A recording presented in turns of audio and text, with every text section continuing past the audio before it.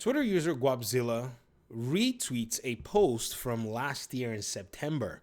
It appears that the whole thing about the PlayStation 5 Pro and where it's finally landed in the technological space has probably put some in a very interesting place that I don't think they've recovered because they hedged their bets too strong. Never do that. Always leave room for the possibility that, L's are swimming everywhere and you may catch some if you're not humble enough. So, Guapzilla, parentheses, PCMW, posts and said, they told us the PlayStation 5 Pro was too pricey, but this is okay as it gets stumped TF out in performance and sales by the lowly PlayStation portal. Interesting stuff. The original post is from a Mike LaFleur, who posted the screenshot of the Steam Deck 1TB OLED for $649 and asks, where was the outrage for this? I'll wait. You know what's interesting is this Mike LaFleur person came out and then responded to the post 4 hours ago, saying what's funny is that these PC effers always bring in how you have to pay to play for online games with PlayStation Plus, but never also mention that the top online games are mostly free-to-play games, which in fact don't need a subscription in order to play online. Well, Mike, you do know that that's not a flex, right? That's actually the stomping of all PlayStation fanboy exclusive arguments. It's okay, but we'll let you keep having it. And then the Guapzilla original retweeter said PlayStation themselves said it's only about 40% of users that are on PS Plus. These PC blank are fraudulent ball goobers. Do you know what I want to show you, ladies and gentlemen? I want to show you the original responses that this Mike LaFleur actually got when he first posted this stuff.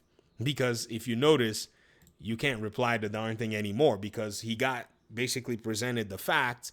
And that's one thing that PlayStation fanboys basically see, and it starts to melt their skin.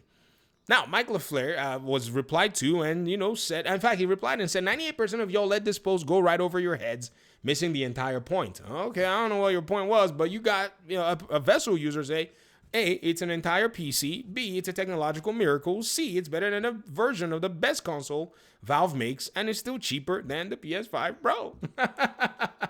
Ain't that something? C, we're going to keep looking through more of these. I'm just saying, if you need to take a break and grab your popcorn, this would probably be a good time for you to do so because this is very interesting. And this was last year's drama. And we can still see them trying to come back and crawl up from the ground like a, freaking, underground monster that's already been bopped in the head and sent back into the underground lair. But they still want to come back and try to chalk it up as some kind of a W because console warring is kind of what this stuff is about. However, facts are not going to be deterred from getting in y'all's way. All right. This Mike LaFleur replied and said, yeah, for $50 more, you can get the most powerful console on the market. See how that works? Oh, man. Do y'all remember how a lot of the PlayStation fanboys were talking about how this console was going to beat the 4070, blah, blah, blah?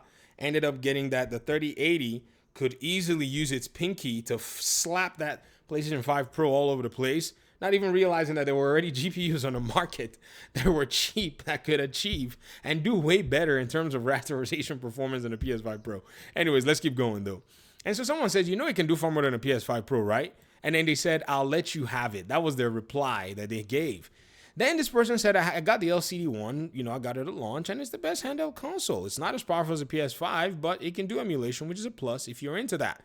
He said, hey, nothing wrong with that at all. So they agreed. They're agreeing. He said, it's a handheld PC, not to mention you grab the most expensive option.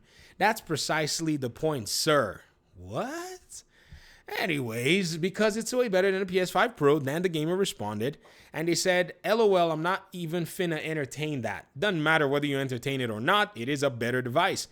Bukayo Soccer said, it's literally on the page, taking screenshots, yet he somehow missed that there are different pricing options for a Steam Deck. Mike LaFleur person says, is there not different price options for the PS5 Pro? No, I'll wait. And then Bukayo said, moving the goalpost when the initial post was clearly about the PS5 Pro.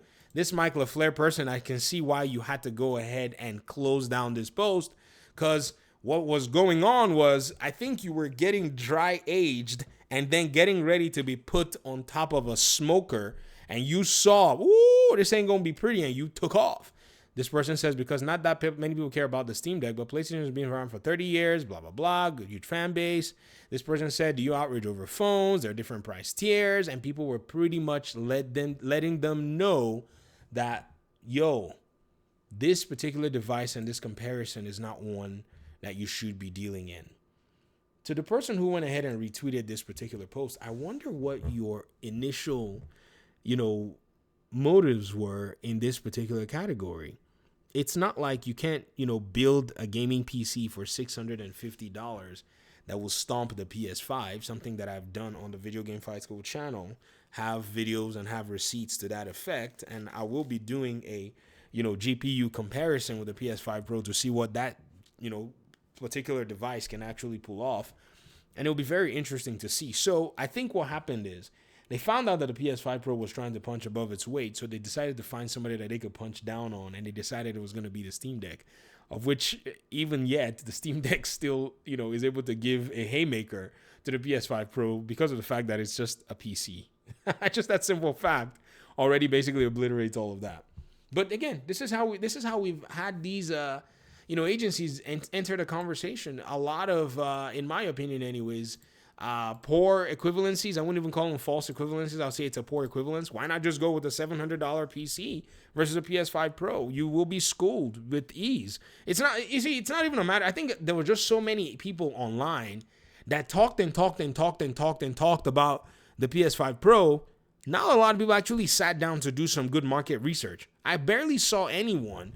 I think maybe Daniel Owen was one of the the few individuals that walked into the market and said, "Hey, here's what a CPU will cost and why you should buy it. Here's what a GPU will cost and why you should probably buy it."